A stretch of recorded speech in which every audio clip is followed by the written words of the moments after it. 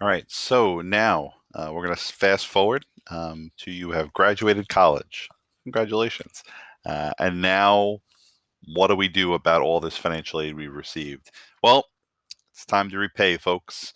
You borrowed money for 4 years to pay for your college tuition, and now people want their money back. So you're going to start to repay your loans.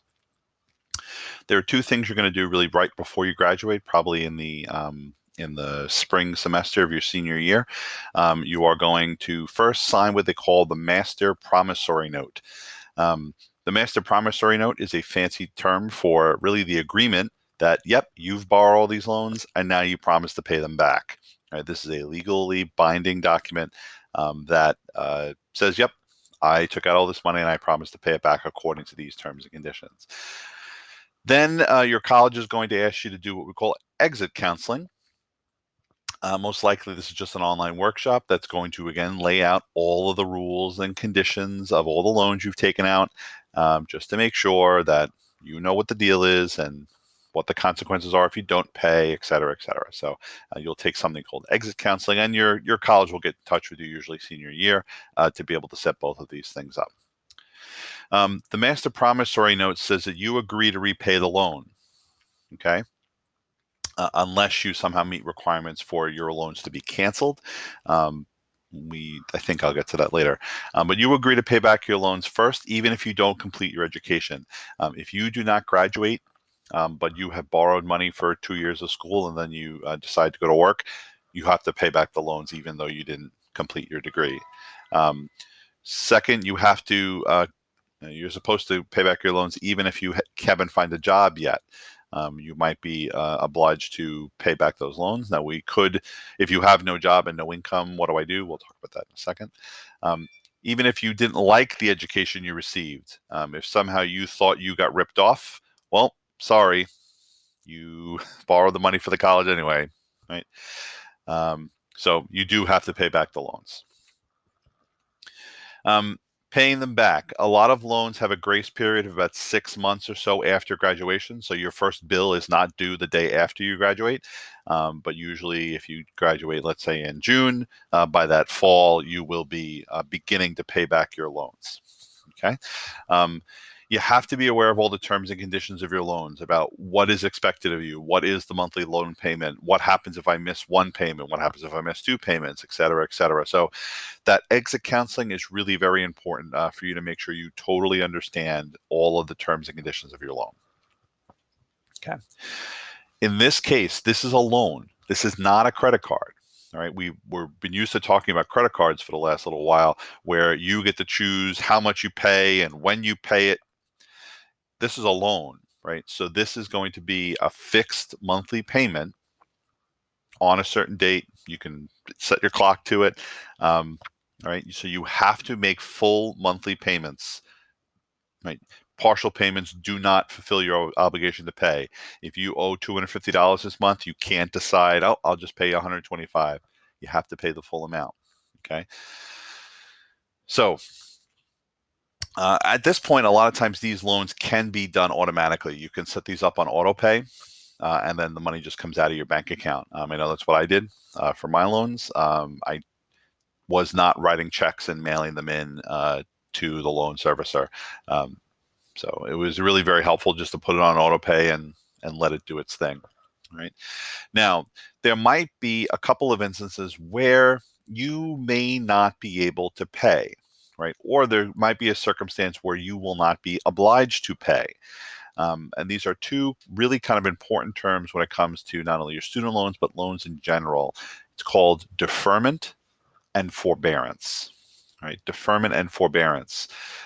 They mean slightly different things. Okay, so let's take a look. Deferment is a period of time during which no payments are required of you. Your loan hasn't gone away. It's just that we've basically hit pause. We've hit a timeout on your obligation to pay back your loans. Okay. On subsidized loans, the interest does not accumulate. We hit a pause on the interest. But if you have unsubsidized loans or private loans, most likely they are going to also now accumulate interest for as long as you are in deferment. Okay. How would you be put into the deferment period? One of the biggest ways is that if you were to enroll back in school, so you go to 4 years of college and you earn your bachelor's degree. Let's say you are going to maybe take a year off to get a job, and then your job asks you to go back to graduate school and get your master's degree. If you now become a grad student, if you become a master's student again, you're now going to be enrolled in school at some point about half time. You are now considered back in school, so we hit pause on your loans, right? That's probably the most common one. If you are unable to find full-time employment, or if you suffer some economic hardship, you can go to your loan servicer and you can request a deferment, and they'll do some paperwork with you and some interviews and whatever, and then they can pause your loans. I want to pay my loans. I just don't have a job right now, and I have no way of paying that. If you go into military service, your loans are often put on deferment as well. Okay, so this is deferment. Basically, we're hitting pause on your obligation to pay the loan. It doesn't clear out your loan, right? But it just says, I don't have to make payments on it right now. Okay. The other term is called forbearance. Forbearance could be a time when your loan servicer might put you into forbearance. You're willing to make, but you're temporarily unable to. Honestly, what's going on in the world right now with COVID-19 in 2020, this is an example of forbearance, right? I want to make the loans, but I've been furloughed, right? I've been put on temporary unemployment. Well, I have no income now, so how do I pay the loan, right? You can essentially have will postpone your loan payments. And typically your loan servicer will place you in forbearance. It is something you apply for. So deferment is really something you would apply for. Forbearance is something that your loan servicer would put you on there. So sometimes a loan company would either temporarily postpone your payments or reduce your payments for usually about a year. Okay. The only issue here is that interest continues to accrue, so it doesn't matter what type of loan you have, interest will pile up. So this is deferment and forbearance. They're very similar. Deferment is really a time where you're going to ask to pause your loan payments. Forbearance is where the loan servicer kind of says, "Yep, all right, we're gonna halt your payments right now and kind of re-talk here." So, all right. Many of you have asked, what happens if I just don't pay my student loans? Okay, you are now in what they call, you are defaulting on your loans. If you remember with the credit cards, we talked about the penalty rate or the default rate. Okay, default basically means that you have failed to repay a loan according to the terms agreed when you signed the promissory note. Okay. You're not playing by the rules and you are not doing what the loan company asked you to do. So you are now in default. In some cases, if you don't make a payment for 270 days, if you're repaying monthly, 270 days is 9 months, right? That's a long time to make no payments at all. Okay. First, this is going to show up on your credit report. Your student loans is going to be a major line item on your credit report, and it's going to show up there showing that your student loans are currently in default. Okay. That is absolutely going to have a really bad impact on your credit report, your credit score, and just your overall credit rating in general. To not pay back your student loan is not a good thing. All right. Because let's look at this. For a lot of you, your student loan is going to be the first significant financial obligation you're going to have in your life. Unless you're going to be 18 years old and have a mortgage, or be 18 years old and have a significant car payment. For some of you, your student loans are going to be the first major financial obligation you have. And for some of you, it's going to be a significant, tens of thousands of dollars. So here is the first time we trusted you, the first time you borrowed money. and you don't pay it back. That's not a good sign. You blew it right out of the chute. All right. What's going to happen if you default? There's a bunch of things that could happen. First, in some cases, and some of these are generalities, so not all of these may not happen to you, but these all could happen to you. The entire unpaid balance of your loan and any interest could be immediately due. So no more, we're going to pay out your loan over 10 years. Great. If you're not going to pay by the rules, give me all my money right now. Let's go. Give me all of it. If you couldn't handle paying monthly payments, what makes you think you're going to have enough money to be able to pay the whole thing off right now, right? The lender or agency that holds your loan, the state or the federal government, may take action to recover the money. They could take you to court and sue you, right? And then a court's going to order you to pay. The IRS could withhold a tax refund, right? We haven't really talked about this, but basically every paycheck throughout the entire year, you are paying taxes to the federal and state government, right? Right around the April timeframe is when people file their taxes, right in the beginning of the year. Basically, what they're doing there is saying that we have collected all these taxes from you all year. And now once a year, we're going to true up and we're going to make sure that the amount of money I have been taking out from you is what should have been coming out of your paycheck. If you have not been paying enough taxes throughout the entire year, you're going to have to owe the government money, the state and the city and the federal government.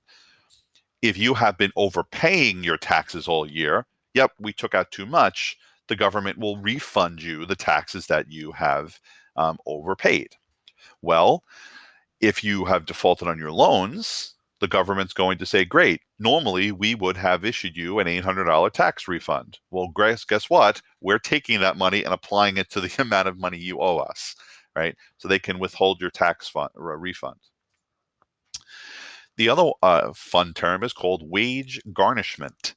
Basically, the government or the loan servicer is going to step in and start claiming parts of your paycheck. So before you're allowed to take your money home and put it in your bank account, the government's going to come in and say, hold on a second, we're going to take our part out first and then hand you the rest left over. This is called wage garnishment. So the government is literally going to come in and take your money. You are also liable for loan collection expenses. We've talked about this idea before where if you owe someone money and you don't pay, they can send your bill to loan collection. Well, if you're not going to pay, well, that means they're going to send your bill and your account to a loan collection agency, and that costs a fee. So you're probably going to have to pay for the fee also that the company had to lay out in order to get your money. And then finally, if you decide to return to school sometime in the future, you at that point will probably not be entitled to receive additional federal student aid. Yep, you dropped the ball the first time. What makes you think we're going to lend to you a second time? Okay. So for those of you who have been asking, what happens if I just don't pay? This is what could happen, right? All of this, first, no bueno. This is not good at all. Like I said before, your student loan will be one of the first major financial obligations you have. And if you blow it then, what makes you think that people are going to want to trust you for the car you want to buy, the house you want to buy, the job you want? All right. So really just the damage that's done to your credit history by defaulting on your student loans is not great. Right. All right. Here are some really interesting statistics, and this is from 2019. 70% of college students took out loans. 70%. And the average debt at graduation is just about $30,000. And probably in today's climate, if all you owe is $30,000, that's going to be pretty good, right? 14% of parents took out a PLUS loan with an average loan amount of $35,000 and change. All right. 45 million Americans owe money on their student loans, and they owe over $1.56 trillion in student loan debt. That is $521 billion more than the total U.S. credit card debt.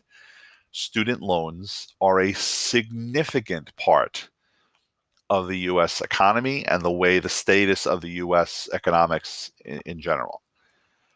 All right, we're talking here about significant debt. And here's the part that maybe even disturbs me a little bit more.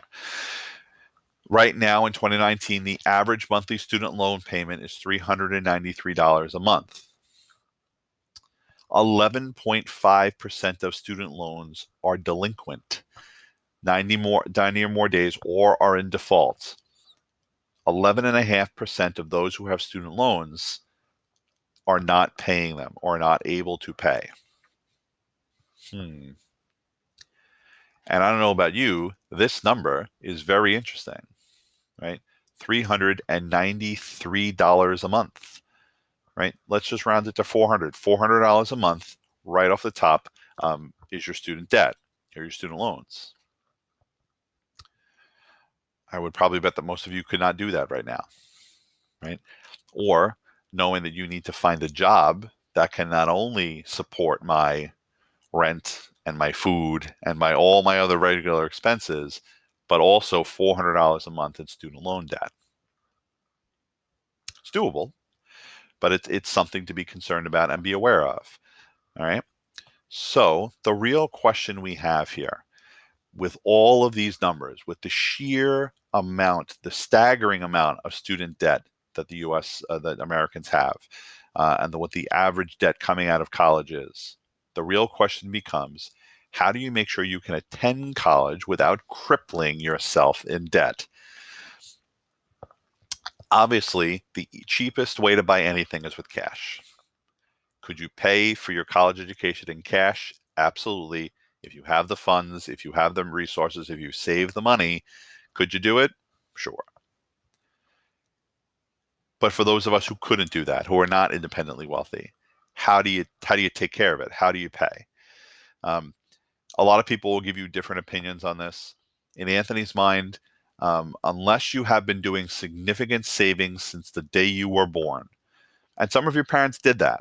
Some of your parents, the minute they knew they were going to have you, or even before they knew they were going to have you, they said, "We're going to have kids in the future. We're going to start putting some money away slowly, to be able to save for college. Let interest work, right? Let's invest that money. Let's put it in some really great savings options, and let's have a pool of money that we could pay for college from." Well, if you didn't, you're going to have to take out loans. You're going to have to. So what are some ways that you can try to avoid crippling yourself with student loan debt and still be able to handle paying off your loans? Here are some of my thoughts here. And probably the first one on the top is you need to be financially realistic when you're looking at colleges. As much as I'm a big fan of saying look for the best named college you can find with the solid academic programs and great campus life and all this stuff and the benefits and whatever, listen, if you can't afford to go to a $75,000 a year college, you got to stop looking. You got to look at things that are realistic for what you think you can afford or realistically be able to pay. All right. And taking a look at the bottom line about what it's actually going to cost for you to go to school is a real deal. And it's as important as what are the dorms like and what are the teachers like and where does our sports teams play and how is the football team. All of that's important. But the amount of money it's going to take for you to get there is equally as important. When we look at all of the things that are available on your financial aid package, I would absolutely start by trying to see if you can pay for college using gift aid first. Your scholarships, your grants, your tax credits, your work study. Look for the things that don't involve you going into debt, right? If it's possible for you to use the gift aid and then maybe your savings, is that enough to get you by and be able to pay for the whole thing? I would also suggest that you only borrow what you need. So if we can try to continue to drive down the cost of attendance with all the gift aid and some of your own savings, well, then I'm only going to borrow exactly what I need and try what they call loan overages. Don't borrow more than you need. Um, you don't need extra money because you're just going to have to pay it back. All right. So that's why I said in the last video that really loans sometimes become the last resort. Budget for college. It's a little late to talk about that now, but have your parents been saving for you? Have you been saving any money when maybe you got your first job? Have you been putting any away to be able to try to save some money for college? Even if it's, I'm going to pay for my books in cash with my savings and not borrow money for it or put it on a credit card. Maybe you want to look at a part-time job. I know that maybe being a student and having a job at the same time is tough, but sometimes you got to do what you got to do. So maybe in college you want to look for having a part-time job to help pay the bills. I recommend borrowing subsidized loans first and then the unsubsidized loans because they're going to pay your interest for you, right? At least while you're a student. If you have the ability on that financial aid letter to reject an unsubsidized loan, if you don't need it, reject the unsubsidized loan first and hold on to the subsidized loan. It'll save you a little bit of money that way. And one of the places I looked said that federal student loan options are usually going to be better and more favorable for you than private student loans. So do what you can through some of the direct loans and the federal programs before you have to head to your bank or some other third-party loan servicer. All right. These are just some smart ways to try to pay for your college and try to reduce the amount of debt you're going to have. Right? Is it going to eliminate it? I don't know. Probably, in my opinion, probably not. I do kind of feel as though in today's day and age, everyone's going to have some student loan debt. But really what it comes down to is we want to make sure that we minimize the student loan debt. And we really need to get it down to something that you're going to be able to afford to pay. Really, it comes down to like, what are the monthly payments going to be? And you have to be able to afford that. I was very lucky. I was able to do that, not only with some of the gift aid and scholarships and things that I was awarded. My parents contributed some. They said, "Yep, we will help." But I had student loans, and I had student loans for not only my undergraduate degree, but my graduate degree as well. And it's a matter of trying to just find the right balance and being able to say, can you handle the monthly payments? That is not going to severely, financially cripple you. That when you come out of college, you're going to be owing $800 a month to your student loans or more, right? So is it possible to completely avoid debt at all? Sure. Either be independently wealthy, or two, again, this is a late discussion to have with you guys now, but one of the primary reasons that I believe that you should work your hardest in high school is that eventually someone will pay you to go to college. If you're talented enough and work hard enough and get the grades and involved in the activities, and if you're great at a sport, will be the best you can at it because someone's going to want to pay you to come to college. That's the best scenario you could be in. Well, if you're not going to pay you to go to college, have you been saving for college so that you're not borrowing money to pay for it? And then third, well, if you haven't done all that and you're going to have to borrow money, well, let's try to see if you can borrow the least possible. Right? So there are ways to kind of go about it. And there are some things here that we've talked about that I think are just practical, common sense things that you can do to try to avoid either paying ridiculous amounts of debt, ridiculous amounts of interest, and strategies you can kind of adopt personally, personal behavior that you can do if I'm going to have debt, that I do have to, I have to be smart about it and disciplined enough to make sure that I can handle the debt. All right. There are a phenomenal sets of resources out there for all of you guys when it comes to college financial aid. First, your college's financial aid office is going to be a great resource for you. Not only are they going to process your financial aid, but if you have questions, you can talk to a financial aid counselor, and they can get you the information you need. New York State has a website, the Higher Education Services Corporation, hesc.ny.gov. That's great.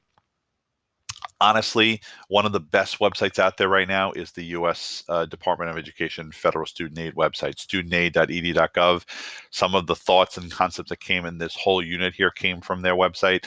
I highly recommend studentaid.ed.gov. They're a great website. It lays out the whole thing for you, vocabulary, what should you know, etc.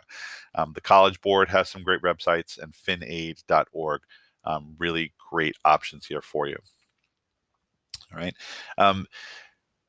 That's the nickel version of all of this stuff here. I know we tried to do this quickly, but this is a significant financial obligation you're about to enter into, and it's something you should not enter into lightly. Do your homework. Know what you're getting yourself into.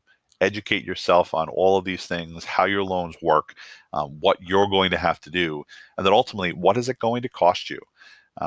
And use that information to make smart decisions about where you're going to go to college and how you're going to pay for it. Right. So if you have any questions about this, please shoot me email. Let me know. Let's see what I can help you out with, and refer to some of these resources because they're really fantastic in trying to help you understand this whole college financial aid process.